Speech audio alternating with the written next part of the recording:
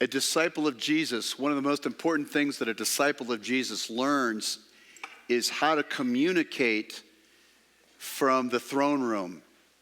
And I've coined a new phrase, grace-based communication. And it says in Hebrews, we'll probably turn there in a little bit, that we go before the throne of grace and mercy. And that is a different realm of reality than the earth realm. We understand that in the kingdom there are 3 heavens. There's 3 heavens in the kingdom. The first is the heavenly realm with the stars, the atmosphere. It's the natural realm that the Bible refers to, the firmament or the heavens, the star realm, the seen realm. Then Paul said I was transferred to the 3rd heaven, and that means he was standing face to face with Jesus in that throne room place. That's a 3rd realm heaven. So it's logic to think that if there's a 1st heaven and a 3rd heaven, there's probably a 2nd heaven, right? And the 2nd heaven is the unseen realm where the angelic and the demonic transact their business. And that 2nd heaven realm is what we interact with. And that's where it says that in the earth realm, in the 2nd heavens, it's unseen, disembodied spirits have been ranked. Demonic spirits have been ranked, principalities and powers. And those spirits are here to take you out and to control whole populations. So we see worldviews, thought processes inspired by the demonic. Now, one of the ways we dispel the demonic as disciples, one of the ways we rule and reign in life is through the art of communication. But it's godly communication. So angels or the demonic can inspire dysfunctional communication, and the Holy Spirit and the Word of God can inspire kingdom communication. And so I would call demonically inspired communication to be law-based. It's rooted in fear. It's accusational. It's right and wrong. It's good or bad. It's judgmental. Satan is actually called the slanderer. He's a slanderer and he's an accuser. So his language is very legal. And oftentimes there's truth mixed into his communication. Just enough truth to kill people. True information with the wrong spirit is what I would call law-based communication. Then there's communication that I would call grace-based. And that communication comes from the Lord, channeled through us, and we speak on behalf of heaven. More importantly, we listen well on behalf of heaven without a spirit of judgment or criticism.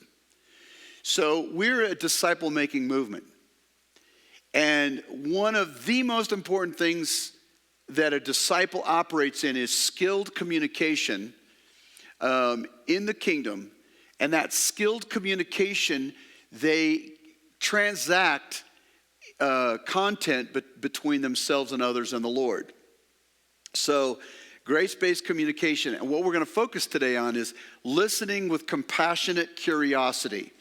Now, I have notes, but I'm not going to pass them out right now because it's just, you know me, I want to make sure that you get enough food for the week that you can actually take this into your MKF or DNA group and practice this stuff.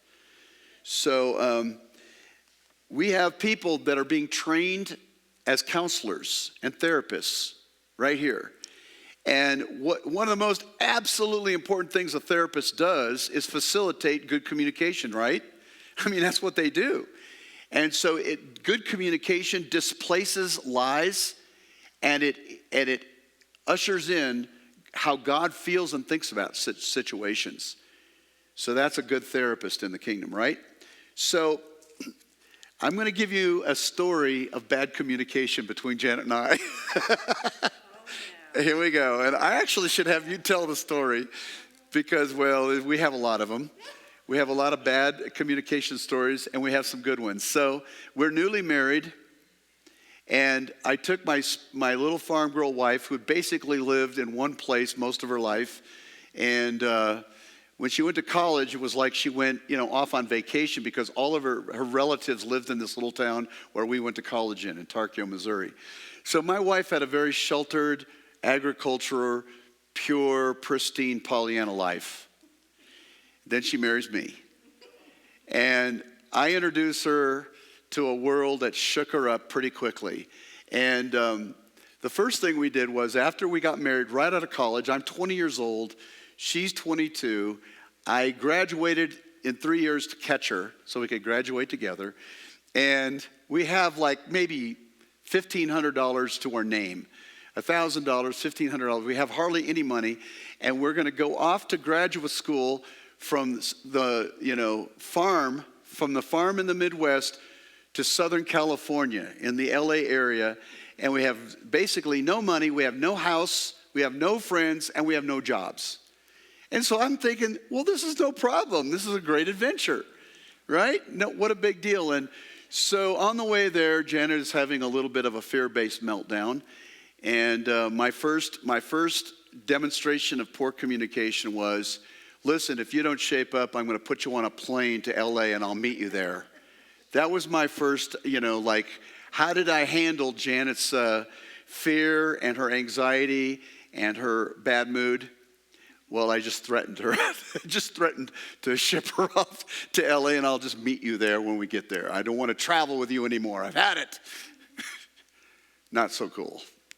So no one had trained me in godly, grace-based communication. Nobody. I did not learn that from my parents. I didn't learn it. Nobody discipled me on how to communicate well. All right, so fast forward another year. I'm in graduate school now. I'm in seminary. And I am learning, theology and the Bible and the Greek and the Hebrew. And I'm like, yeah. And I went to the same school as Mary and Joe and Mary and Drew went. And so Fuller Seminary, and I'm there studying all this stuff. And there were 3 schools in one: School of Counseling, or School of, Psychology, a School of Missions, and then a School of Theology. And I dabbled in all of those as much as I could. So I'm in a counseling course, and it's all about Rogerian communication. And we have a communication board where if you did the right things, like give positive feedback, the person observing would flick on a light, and it would show you that you're listening well, right? So you're sitting there being watched by people, you're interacting in communication, and you're practicing this communication called Rogerian feedback. All right? Have you ever heard of that business? Okay.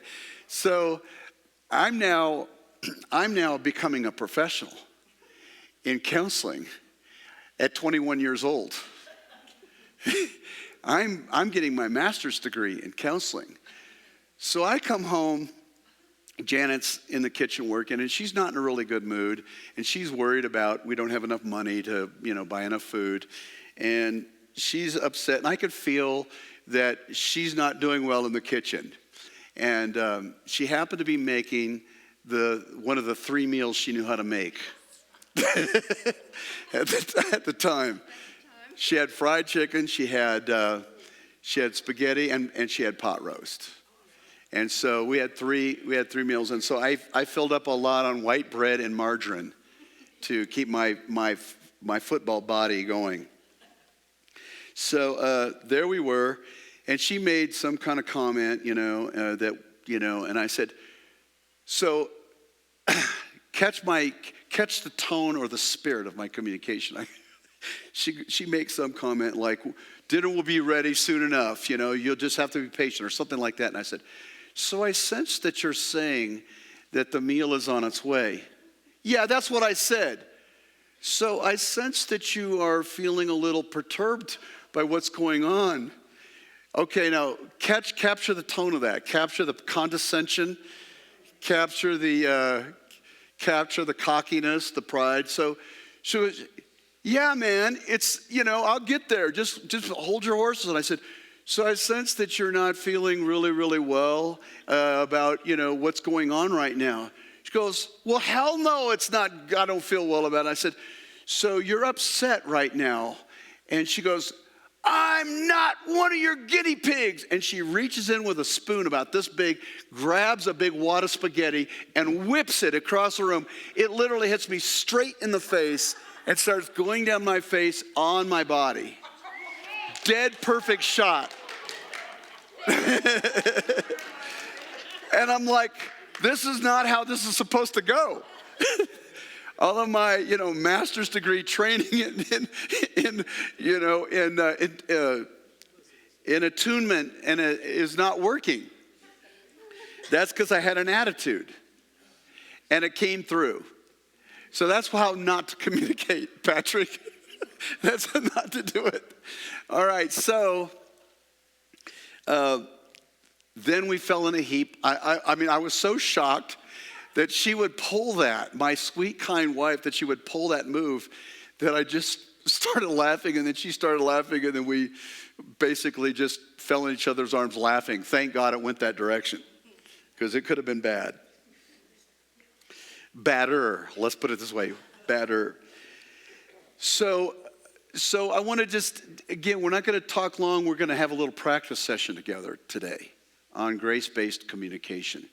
But let's just define communication real quick, because it's such a cool word. The word communication, the root of the word communication in Latin, it came from Latin, is communicare, which means to share or to make common, communication. So communication has three parts. It has the sender, the message, and the receiver. The sender encodes the message, and usually in a mixture of words and nonverbal communication, right? Which in my case was, this condescending look. So in face-to-face communication, the role of the sender and the recipient are not that distinct, because the two roles will pass back and forth between two people talking. So both parties communicate with each other, even in very subtle ways, such as through eye contact or lack of eye contact and general body language. So in written communication, however, the sender and the recipient are more distinct. Okay, so communication is super, super complicated, because 85% of it between two people is nonverbal. You're sending your body language, your facial expressions, the way you position things. We can either send a message of grace and love and kindness, or we can send the wrong spirit through our content, through our face and body, even if the content may be true. So the body language can undermine the content. Does everybody get that? They have to be congruent with one another. All right, so now listen here. God takes communication very seriously.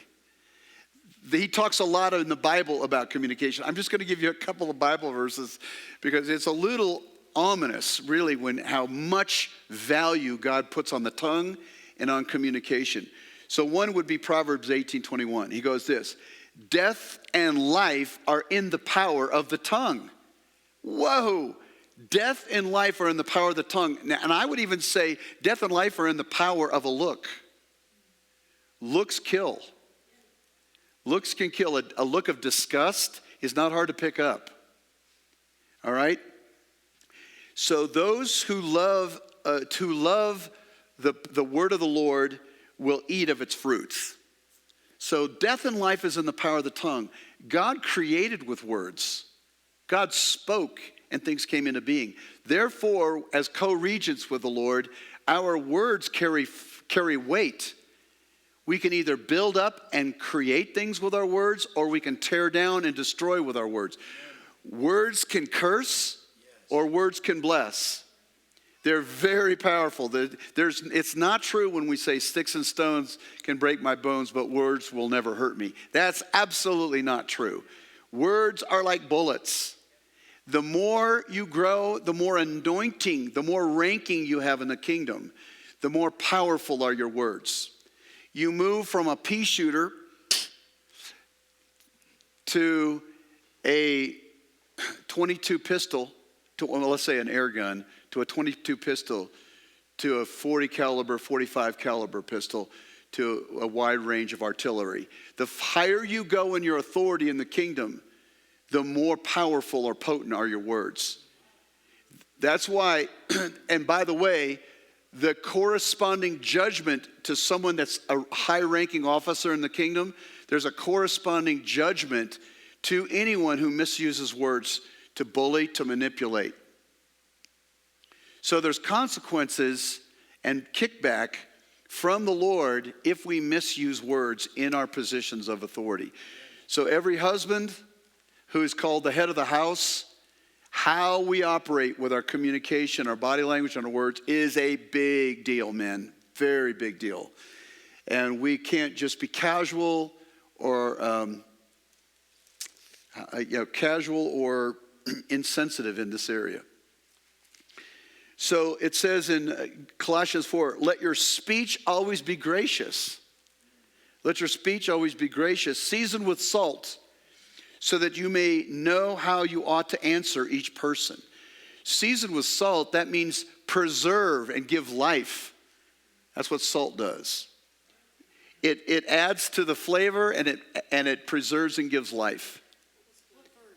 That's Colossians 4:6. Let your speech always be gracious. How often does a speech be gracious? Always. So in the kingdom, as we're going to see in a bit, there is no negative communication. You can assess or diagnose something, but it should never have a negative twist in it. All negativity is of the second heavens and is a law-based communication. Think clearly about what I just said. That is a powerful statement, and it's something that we're going to tease out over the next months and years as a family together. As a growing disciple and disciple maker, you are going to understand that what communication brings life or what brings death. And honestly, it doesn't sound like there's a lot of in between, is there? There's not a lot in between. Let no corrupting talk come out of your mouth, but only such as is good for building up, as fits the occasion, that it may give grace to those who hear. That's in Ephesians 4:29, excuse me. Ephesians 4:29. Let no corrupting talk come out of your mouth, but only such as is good for building up, as fits the occasion, that it may give grace to those who hear. Now, by the way, whenever it mentions talk, it's also referring to writing. It means any communication, especially what we do on social media. Social media communication is not a neutral zone for us to then burp into law-based communication. We must be as cautious in social media, like Facebook or whatever, as we are when we're handling somebody's sensitive heart right when we're in front of them. Communication is communication. And we don't want to fall under, we don't want to cooperate with hell and bring death to people. So, here's one, Psalm 19:14. Let the words of my mouth and the meditation of my heart be acceptable in your sight, O Lord, my rock and my redeemer. What a prayer. Let the words of my mouth and the meditations of my heart be acceptable to you. Now here's a really sobering verse. This one kind of like, wow. It makes me kind of get the fear of the Lord. It goes, Matthew 12:26. I tell you, on the day of judgment, people will give account for every careless word they speak. Whoa. And again, communication is not just words, but body language. So there's an accountability for the trail that we leave of life or death. There's an accountability for it. And again, this is kind of a fun conversation, even though it's sobering, because if there's that much power in communication, then if we learn to do it well, we can leave a trail of life wherever we go. Literally, wherever we go, it's like the desert turns into an oasis. Wherever we go, because we're emitting the word of the Lord off our body, out of our countenance, out of our words. We're literally bringing life everywhere we go. How many of us would love to be that kind of person? I would love to be that kind of person. So, The Matthew one is Matthew 12, verse 26. No? I tell you that, okay. All right, we'll have to look that up. I must have gotten off in my, okay. How about you Google that, Janet? Just say, here you go. Google that verse. All right, so know this, my beloved brothers, let every person be quick to hear, slow to speak, slow to anger. That's James 1:19. Now we're going to work on that particular verse today. Quick to hear, slow to speak. Because we're calling this little teaching grace-based communication. We're going to talk a lot about this over weeks and months ahead. Because we're trying to become fearlessly loving like Jesus. The goal is to love like Christ. If we're going to love like Christ, we got to communicate like Christ. Communication flows from the throne room if we're disciples of Christ. And we're not being pulled into that second heaven place.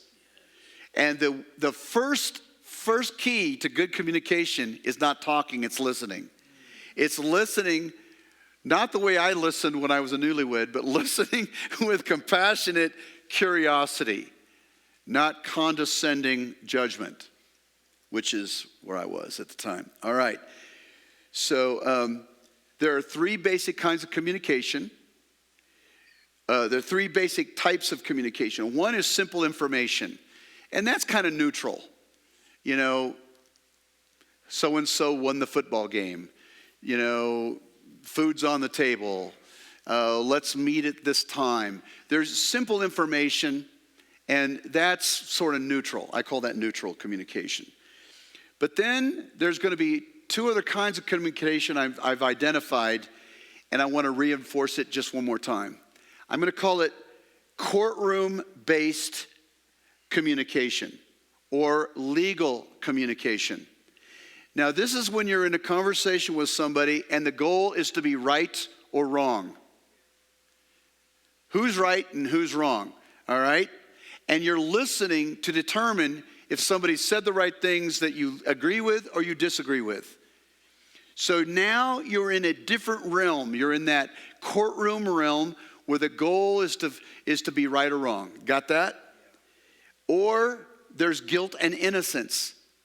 You did the wrong thing. You're guilty. Or there's innocence. There is another one. It's either correct or incorrect. It's either truth or a lie. It's either acceptable or unacceptable. It's got an accusation ring to it. It's got a prosecution to it. It's got a debate piece to it. It's got a law piece to it. And it means basically you're in or you're out based upon the content, based upon the spirit of it. Everybody get what I'm talking about by a courtroom-based, law-based communication. How many of us can slip into that form of communication that quickly?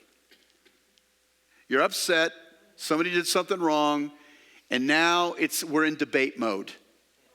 We're into, okay, here it is. I disagree with you. You're wrong. Here's how you're wrong. And you're dumb for being wrong as wrong as you are. And I need to tell you how dumb you are and how wrong you are.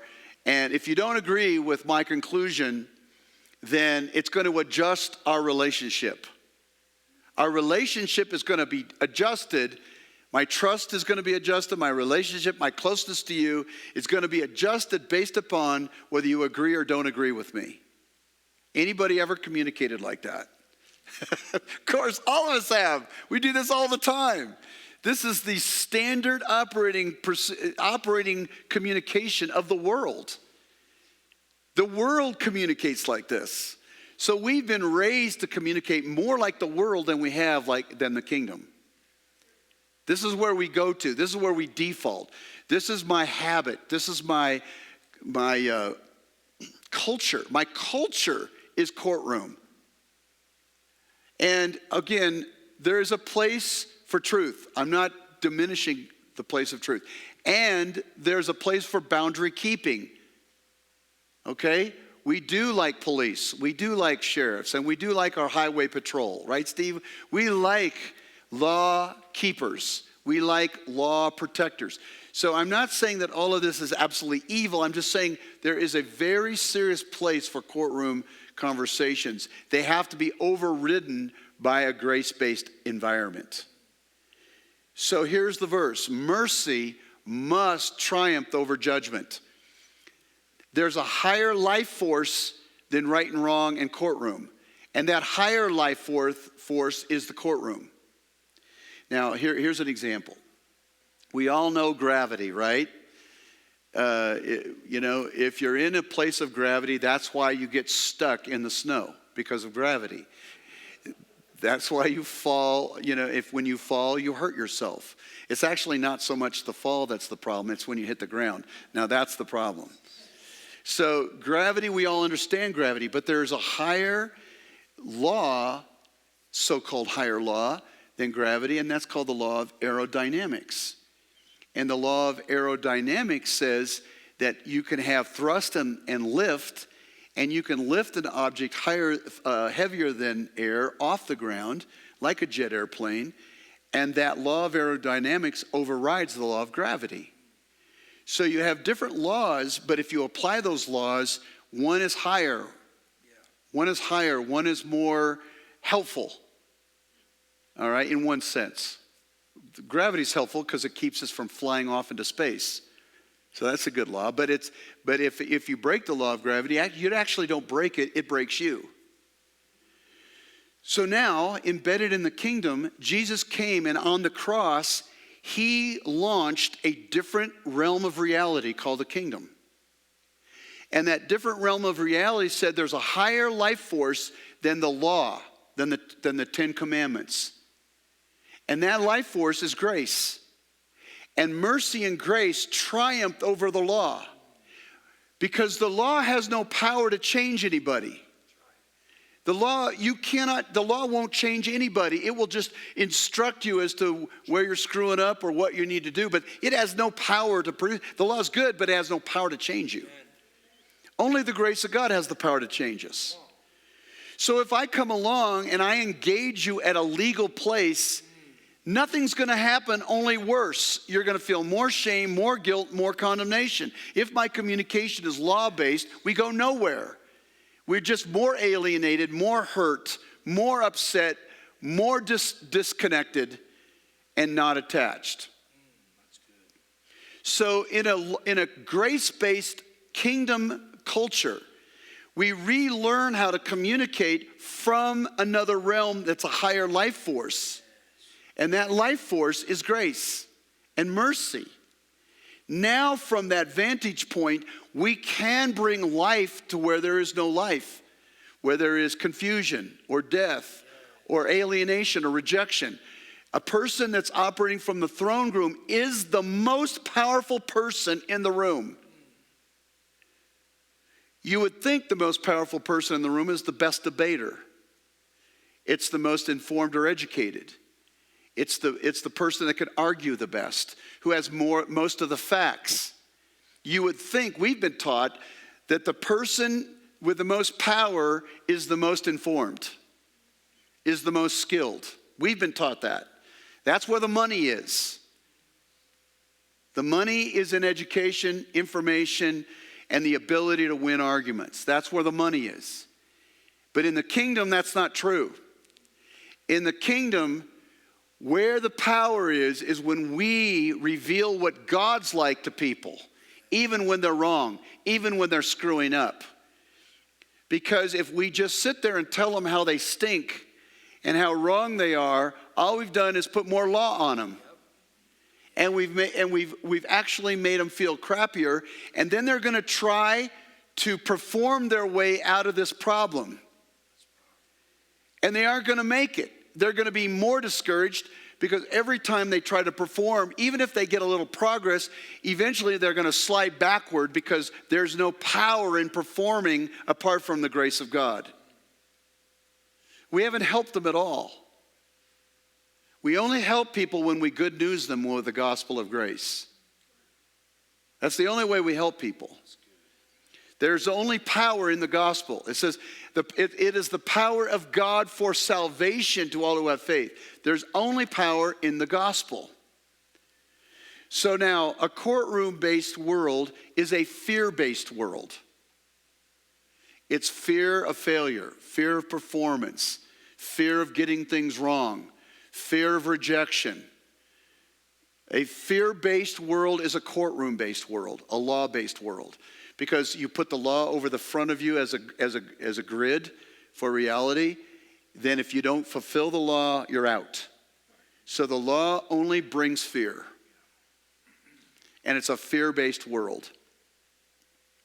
And it's ultimately, when you operate from a legal-based world, you're going to step back away from people if they don't perform in the way you want. You're going to stiff-arm them in your heart. Your heart's going to start closing. Your life is going to start closing in that kind of realm. But in a grace-based world, rather than move back away from people when they're not performing, you actually move toward them. Because you said, I've literally got what it takes to help you get where you're going. I'm going to tell you who you really are. You're not a creep, you're a child of God. I'm going to tell you who you really are. You've really got the love of God in your court. I'm going to represent what God thinks about you. Yes. And then I'm going to release those words and that body language onto you, and I'm going to pound you and bombard you with mercy and grace. Mercy and grace. You're going to end up becoming like the words I share, because those words have more power than condemnation and law. People become what we tell them. That's true for parenting. So you can curse somebody with true information and a wrong spirit, or you can begin to bless somebody with your words and begin to call them into their true self and their true destiny. It's which do we choose? And there are two majorly different worlds. So there's three kinds of communication: information, neutral, courtroom-based or law-based, and then there's grace-based communication. It's not fear-based, it's love-based. And it emits faith, hope, and love. Grace-based reveals God's perspective from the throne room, the third heaven. It is always good news and full of hope and life and love and supernatural power.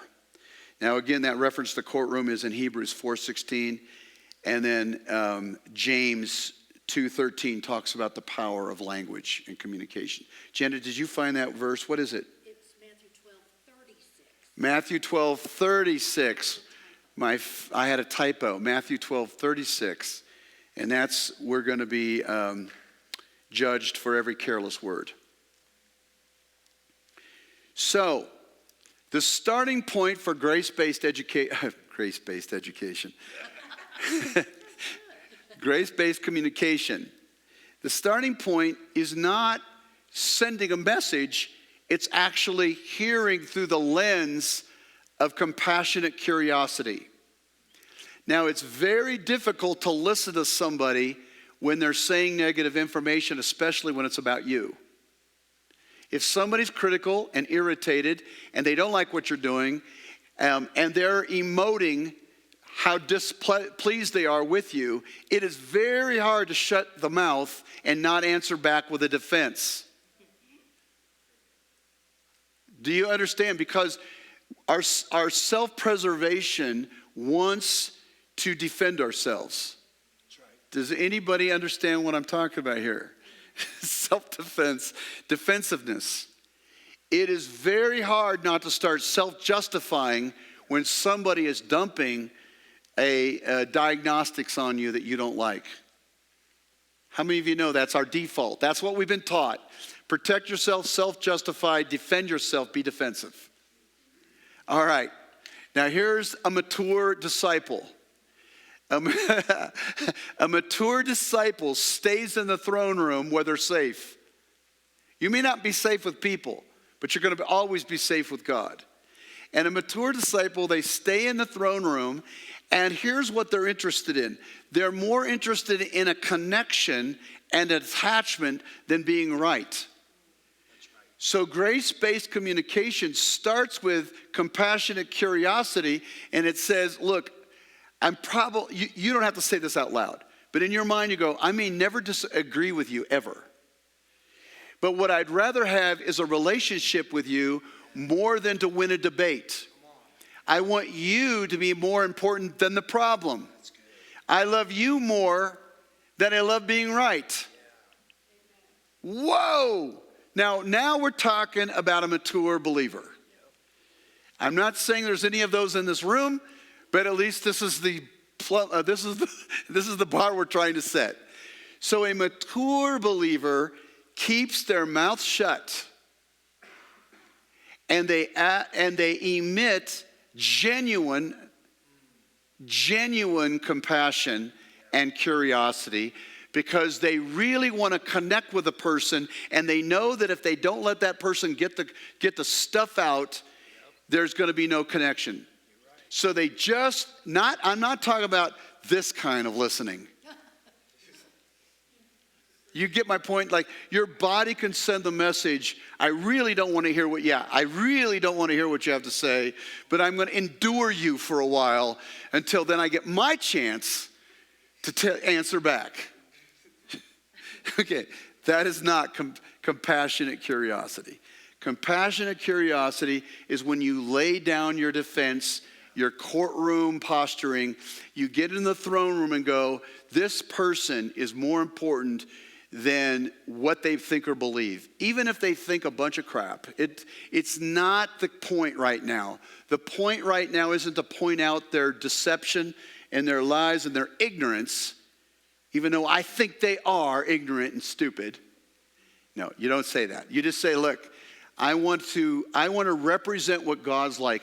Do you know how much crap God listens to from his kids throughout the day? Complaining, arguing, accusing. We make God all day long. Think of the stuff that God's listening to. And he's not, lightning bolts aren't flying out of heaven, blowing people's heads off when they sit there and they blow out all this anger. He's like, let it out. I'm good. I'm all good. Because guess what? There is no problems in heaven. There's no negativity in heaven. So when you're up in that place, God goes, look, in the end, I've got eternity to sort this all out. This feels like life and death for you right now. And he says, count it all joy when you endure various trials. And we're going, like hell I will. Count it all joy when I engage various trials. That's what it says in the Bible. Count it all joy. It's like, what do you mean, count it all joy? He goes, because I'm in eternity, and I got this. And I'm going to use this trial to mature you and to grow you in love. And it's all good. Well, why don't you just take me out of the trial? Nah, I don't think I'm going to do that.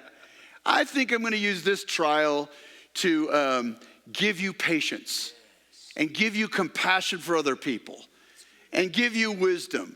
Yeah, but it hurts so bad. I know. But pain is our friend. And you never grow one muscle without discomfort and resistance. So resistance in this world is only going to help fabricate and forge you into Christ-likeness. Well, that's weird. No, that's not weird, because we got eternity and God in heaven, and there won't be any of these demons up here. There won't be any of these temptations up here. There won't be any of these tears up here. So this is the only shot you got at faith.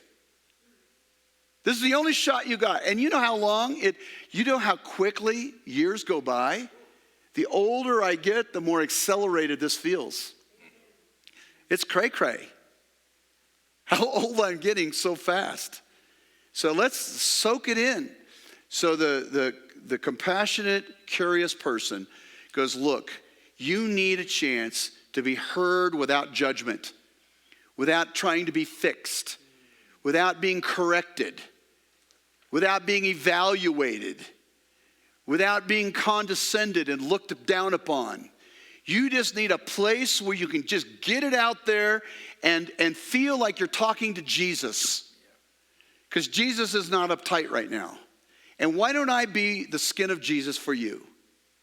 Why don't I just listen and ask questions without question. They're not in the inquisition questions. They're questions of deep wanting to know more without any answers to reciprocate. There are questions that involve attuning. You make eye contact. You feel the pain of someone else. And when someone says, you get me, when they say you get me, you just had a win. You get me. You get it. You understand me. How many of you would love to be somebody who would just get you? I had a friend come to me not long ago and he said, Tim, I don't think I've ever told my whole story at any one given time to anybody that just listened to me and cared about me. Would you be that person? And I'm like, what a gift. And this person literally took 4+ hours and they spelled out their deepest pains and deepest successes. And I just listened and I was like throughout the story, like uninterrupted, like I would weep with him when they were weeping. And then they would break into laughter and I would just laugh. And something transpired in that moment where they felt loved and heard and validated. It was like we all want to just be known. And for the first time, this person said, somebody knows me. Like, you really know me. And I'm like, I think I do. I mean, of course I don't know all about you. I don't know every detail about you, but I do know you. I know you and I love you. And furthermore, I like you. Now that's what Jesus feels all the time about you. He knows you. You do, yes. And he likes you. You like me. He doesn't always like everything you do, but he likes you. He likes you. And if you walk around as a person who can know people and still love them and like them, you are the embodiment, the incarnation of grace. That doesn't mean you always agree with the choices they make or the things they do, but the foundation of their identity has to be validated by God before their behavior changes. Behavior doesn't change by us chewing people's behavior out. Behavior changes when we're moving from a new identity. If I'm going to act like an animal, it's because I think I'm an animal. But if I'm a son of God, I probably will not do animal-like things as often. So being a person that listens, that celebrates, that's another great word, celebrate. Celebrating someone with our body language, validating them, in being intuitive, identifying with them. And without fixing, without advising, without correcting, without shaming, without judging. Wow. And a good question is, how did that make you feel? How did that make you feel? All right.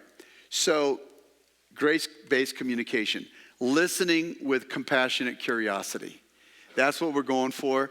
This is part of the discipling journey.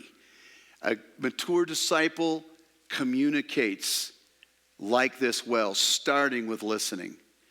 That is the challenge. Now, we can practice this every day, all day, right? And that's when the scripture says, be slow to speak, slow to anger. I think that's interesting. Slow to speak, slow to anger, but quick to listen. 2 ears and 1 tongue. God was trying to say something to us by that. I think probably just the numerical overload of the ability to hear versus speak. So, all right. What do you all think? Any questions about this? Does this ring true to you? Yes. Are you as convicted as I am right now? Don't be convicted in a shameful way. Just put it as a gold standard of where you're going to go. And just listen to this. If you can say to yourself and to the Lord, I am going to learn to listen well. I'm going to represent Jesus. I'm going to be a grace-based person. Then, honestly, you're on your way already. Just being consciously incompetent is a big step. Did you get that? Just recognizing, I'm not that good at this. Just being consciously incompetent is the starting for becoming competent, if you want to become competent. So now what we're going to do is we're going to get into a safe group of 3 to 4 to 5 people. We're going to have one person tell a story, a funny story or an embarrassing story, kind of like what I just shared. And y'all are going to get to listen to them and make eye contact and send body language. And the body language is, I delight in you. I delight in you even if your story is embarrassing. I delight in you even if the story makes you not look good. You are going to emit delight and compassionate curiosity and ask them questions. How did you feel about that? And they can tell a story of 3 to 4 minutes. How it felt in their body, how it felt on their heart, and you get to ask questions and engage. And then when you're done with this interchange, where let's say 3 people are being compassionately curious and delighting, then you ask the person, okay, how did you feel we did? Do you feel like we know you? Do you feel like we get you? Do we get you? And then if the person says, well, you left this part out, then you go, okay, learn from it. Don't feel bad about it, because we're all just learning the art of communication. It's just one of those things, a big part of the thing of loving well. True? All right, so now I'm going to pass out the notes. My beautiful assistant. Would you help me, Jay, pass these out? All right, should be one for everybody here. Now, we know that one of the harder parts of Sunday mornings when we do groups is getting into groups. But actually, again, this is an opportunity for you to fight your fears and insecurities and find somebody that you can communicate with. So do find somebody that you're fairly comfortable with. You may not be close with them, but you're comfortable with them. All right? And pick one person out to tell a funny or embarrassing story. And if you can't think of that, just tell any kind of a story. Because what we want to do is practice storying with each other, and then more importantly, practice listening. Okay? So we'll just end today with praying over ask the Lord for grace to become a kingdom-based communicator. Thanks, man. Okay, go to town. Find a group, 4 to 5, 3 to 4, 4 to 5 people. Find your group. It doesn't have to be gender specific.